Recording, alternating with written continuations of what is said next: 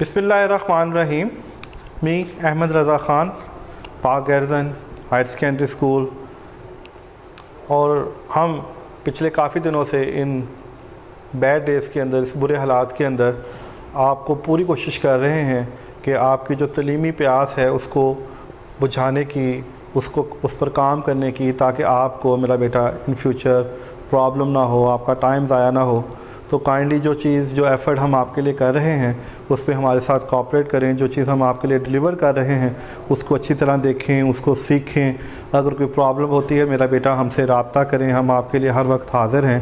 हमारे नंबर्स जो हैं यहाँ पे मौजूद हैं। अपने क्लास इंचार्ज से, अपने अकाउंट और ऑफिस से, अपने हेड जो हैं, अपने जो भी आपके कोऑर्डिनेटर हैं उनसे ज़रूर डिस्कस करें कुछ चीज़ों के मतलब। अगर मेरा बेटा इनमें कोई प्रॉब्लम आती है, कोई चीज़ आपको समझ नहीं आ रही, तो काइंडली आप इस पर डिस्कस ज़रूर कीजिएगा, क्योंकि आहिस्ता आहिस्ता जो हम आगे बढ़ेंगे इन चीज़ों के अंदर कॉम्प्लिकेशंस पैदा होंगी। बहुत सारे क्वेश्चन आपके जहन में राइज़ होंगे जिसका आंसर हमें आपको देना है, और उसके लिए आपको मेरा बेटा इसको समझना, इसको देखना बहुत ज़रूरी है।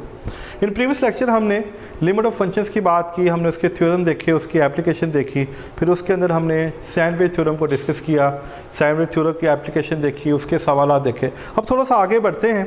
अब देखिए मेरा बेटा, अब है लिमिट है n टू इन्फिनिटी। इसमें 1 + 1/n की पावर n है। अगर ये कंडीशन हो तो ये e के बराबर होता है। इसी तरह अगर लिमिट इन्फिनिटी के बजाय x टेंड्स टू 0 आ जाए तो ये 1 + x और ये 1/x हो जाएगा, और ये आएगा e के बराबर। ये बात यहाँ पे बड़ी गौर तलब है मेरा बेटा। देखिए जो इसके यहाँ पर 1/n जो इसके डिनोमिनेटर में है वही इसकी पावर में है, तो ये e बनता है। e एक कांस्टेंट नंबर होता है और इसकी वैल्यूज जो होती है वो 2.7 समथिंग के करीब होती है। इंशाल्लाह ताला अगर मुझे वक्त मिला और मैं इसको कर सका ओवरकम, तो मैं इसका प्रूव भी कराऊंगा, बल्कि इसके प्रूव करवाने हैं, लेकिन वो अभी नहीं, क्योंकि अभी हमारा फोकस ज़्यादातर सवालात के ऊपर है, ताकि मेरा बेटा जो आपका टाइम है वो ज़्यादा से ज़ाया ना हो और हम उसके ऊपर मैक्सिमम काम कर सकें। तो चलें जी देखते हैं इसकी एप्लीकेशन। पहला है हमारे पास लिमिट है n टू इन्फिनिटी 1 + 1/n इस पावर 2n। अब मुझे करना ये है मेरा बेटा, देखें लिमिट n टू इन्फिनिटी। अब यह हमारे पास 1 + 1/n, तो क्या मैं 2n को n की पावर 2 लिख सकता हूँ? यस, बिल्कुल, हमने ये बात पढ़ी हुई है। ये अलजेब्रिक रूल है कि मैं इसको ऐसे लिख सकता हूँ। ये हमने मैट्रिक के अंदर बड़ी डिटेल से स्टडी किया है कि जो पावर्स होती हैं वो आपस में मल्टीपल होती हैं। जी मेरा बेटा, बिल्कुल, जो मैट्रिक के अंदर हमने इसको देखा था, ये अलजबरा के अंदर हम इसको इस्तेमाल करते हैं कि जो पावर्स होती हैं वो आपस में मल्टीपल्स होती हैं। इसको इस फॉर्म में या इसको इस फॉर्म में लिखा जा सकता है। तो यही रूल का मैं यहाँ पे इस्तेमाल करूँगा इन तमाम सवालात के अंदर। बार बार हम इसके ऊपर इंशाअल्लाह ताला बात करेंगे कि हम इसी रूल को देख रहे हैं। तो देखें, मैं इसको इस फॉर्म में लिख सकता हूँ। फिर अगले देखें, लिमिट n टू इन्फिनिटी, यहाँ पे प्लस इन्फिनिटी, अगर खाली इन्फिनिटी भी लिख दें उससे कोई फ़र्क नहीं पड़ता, इससे परेशान नहीं होना। अगले स्टेप के अंदर 1 + 1/n की पावर n और इसका स्केयर। मैंने लिमिट को फंक्शन के अंदर इंटर कर दिया। ये भी जो था, ये लिमिट का थ्योरम था कि हम जो लिमिट है वो पावर के नीचे लेकर आ सकते हैं, इससे इस सवाल की सेहत पे कोई असर नहीं पड़ता। तो अगर हम इस पर गौर करें, देखिए limit n to infinity 1 + 1/n और इसकी पावर n, यानी जो इसके डिनोमिनेटर्स में है वो इसकी पावर बन गई। According to this formula that's 1 + 1/n की power n is equal to e। तो इसका मतलब ये किसके बराबर है? ये e के बराबर है। इस सारे का स्केयर और ये आ जाएगा e स्केयर, ये इसका आंस आ जाएगा। ये क्या आ जाएगा? इसका आंस आ जाएगा। चलें इस चीज़ को थोड़ा और गौर से देखते हैं। देखें limit n to infinity 1 + 1/n, this is n again 1/2, क्योंकि हम n/2 को n × 1/2 लिख सकते हैं। तो मैंने उसको मल्टीपल फॉर्म में लिख दिया। अब मेरा बेटा अगले स्टेप में मैं क्या करूँगा, दिस इज लिमिट 1 + 1/n की पावर n इज 1/2। अगले स्टेप के अंदर मैंने लिमिट्स को इस फंक्शन के साथ अंदर ले गए और ये पावर के नीचे आ गई। अब ये चीज़ एक दफ़ा फिर हमारे पास e बनती है, इस सारे की पावर 2, तो ये आ जाएगा दिस इज e की power 1/2। Yes, this is answer. अब इसी तरह थोड़ा सा आगे बढ़ते हैं। देखें, ये हमारे पास एक स्टेटमेंट है n to infinity 1 plus 1 over, इसको मैं इस फॉर्म में लिख सकता हूँ क्योंकि ये माइनस है, ये इसका मल्टीपल है। आप चाहो तो इसकी स्टेप और बढ़ा सकते हो, मसलन आप चाहें तो यहाँ पे प्लस लिख दें, अभी यहाँ पे n लिख लें, यहाँ -1 लिख लें।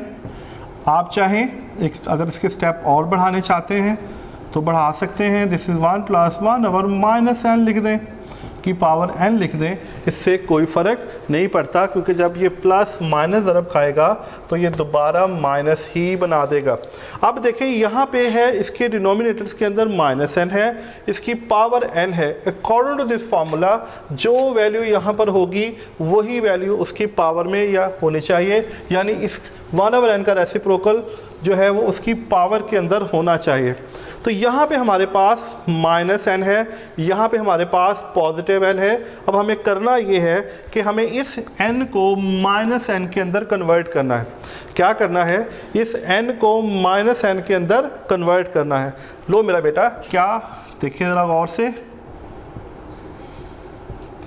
1 प्लस 1 -n, इसको ब्रैकेट में ले लें ताकि आपको कन्फ्यूजन ना हो।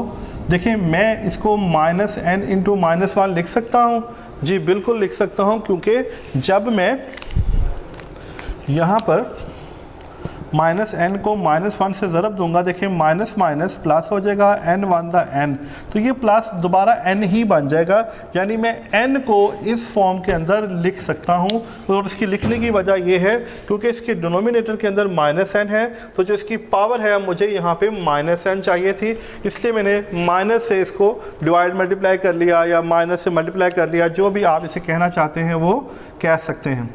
तो ये आ जाएगा, this is n to infinity 1 plus 1 over -n इस power -n is a whole power -1।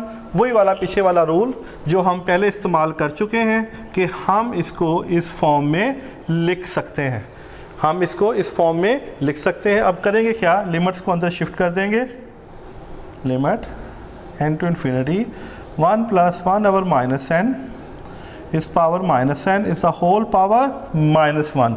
अब देखें जो इसकी बॉटम में है वही इसकी पावर में है। No according to this formula it should be equal to e इस पावर -1, और इसको हम 1 ओवर e लिख सकते हैं। This is the required answer, ये इसका रिक्वायर्ड आंसर बन जाएगा। जी मेरा बेटा, नेक्स्ट देखते हैं। इसी तरह नेक्स्ट हमारे पास है, देखिए limit n to infinity 1 plus 1 over 3n is n। अब देखें यहाँ पे गौर करें, देखें मेरा बेटा, यहाँ पर हमारे पास 3n है और यहाँ पे हमारे पास n है, और अकॉर्डिंग टू दिस फार्मूला हमें जो यहाँ इसके डिनोमिनेटर में है या जो इसके नीचे है वही उसकी पावर में होना चाहिए, या इसका दूसरी सेंस में इसका रेसिप्रोकल जो है वो इसकी पावर के अंदर होना चाहिए। हमें उसको इस्तेमाल करना है, उसको देखना है। तो अब मुझे यहाँ पे ऊपर की जो है इसकी वैल्यूज़ के अंदर वो 3n लेकर आना है। अब 3n लाने के लिए मुझे क्या करना पड़ेगा, मुझे करना पड़ेगा मेरा बेटा कि मुझे इसको 3 से मल्टीप्लाई करना पड़ेगा और 3 से डिवाइड करना पड़ेगा। देखिए ये n था, तो n को मैं 3 से मल्टीप्लाई भी कर सकता हूँ और 3 से डिवाइड, ये कटेगा तो ये दोबारा n ही बनता है। ये दोबारा क्या बनता है, n ही बनता है, क्योंकि मेरी रिक्वायरमेंट यहाँ पे 3n है और मैं चाहता हूँ कि जो है वो इसकी पावर बने ताकि मैं सवाल को सॉल्व कर सकूँ। तो ये 3n हो जाएगा और अगले स्टेप में इसको हम according to again this formula इस फॉर्म में लिख सकते हैं। फिर मेरा बेटा थोड़ा सा आगे बढ़ते हैं, 1 प्लस 3n इस पावर 3n, लिमिट्स को अंदर मैंने शामिल कर दिया 1 ओवर 3।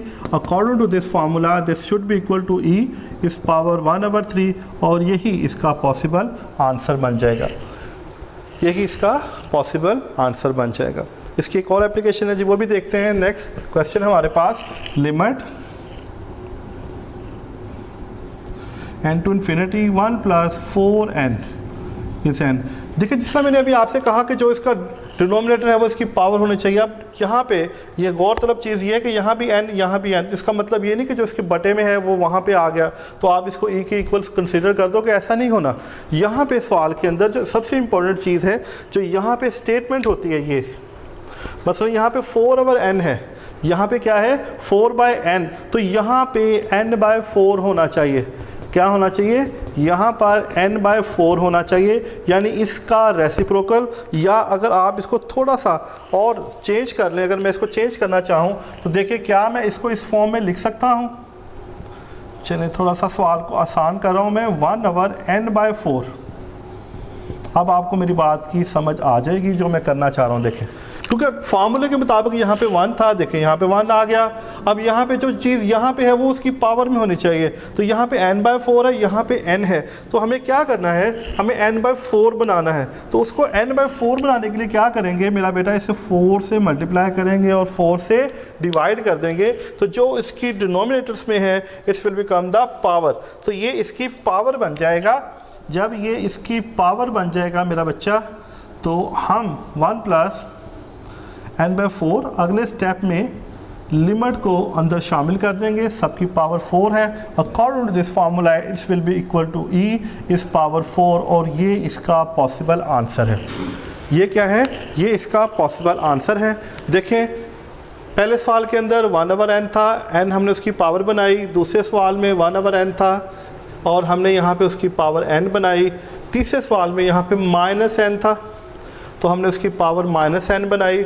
नेक्स्ट सवाल में यहाँ पे 3/n था, हमने उसकी पावर 3n बनाई। इसी तरह यहाँ पे n/4 था, तो हमने उसकी पावर n/4 बनाई। और बेसिकली जब तक हमारे जहन में ये वाला फार्मूला नहीं होगा, हम इसकी एप्लीकेशन को जस्टिफाई नहीं कर सकते। अब आगे बढ़ते हैं इंशाल्लाह ताला अगले लेक्चर में। अब थोड़ी सी जब ये इन्फिनिटी की जगह पे 0 आ जाए तो ये चेंज हो जाती है, ये वाला नंबर इसकी पावर बन जाता है, और जो पावर है वो अंदर इसकी फंक्शन बन जाता है। तो इंशाल्लाह ताला हम अगले लेक्चर में देखते हैं। जब तक के लिए इजाज़त दो और मेरा बेटा इसको अच्छी तरह से देखें। अल्लाह हाफ़िज़।